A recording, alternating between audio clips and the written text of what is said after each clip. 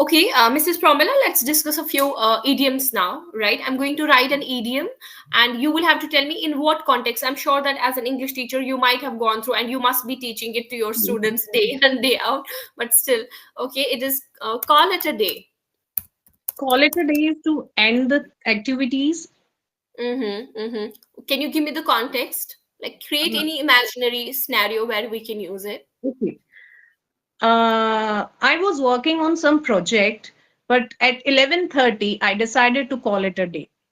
Mm-hmm. Wonderful. That's great. Amazing. Now, the next one, read between the lines.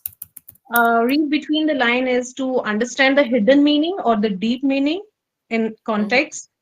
Mm-hmm. Okay, wonderful. If you had to use it in your class with your students, how would you use it?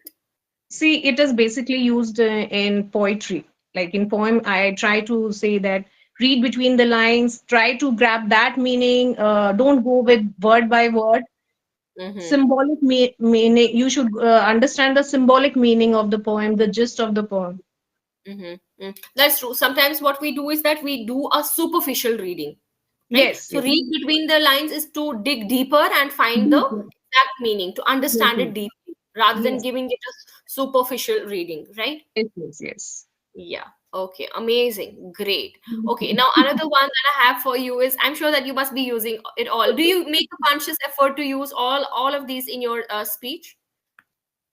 I will. I would. Means I should try, and in future I'm going to use these idioms. Okay. Now, there's one more. Go the extra mile. Go the extra mile is doing putting some extra effort to achieve something. Mm-hmm. Uh, Mm-hmm. Yeah. it means to achieve fluency, you should go extra mile by practicing shadowing, listening Mm. to native speakers. Yeah. That's great. Yes. Go the extra mile means to take the extra efforts, right? Yes. Okay. For example, you can tell your students, if you want to be fluent or an eloquent English speaker, you will have to go the extra mile, Okay. right? Right. Okay, that's great. Okay, now on the same page.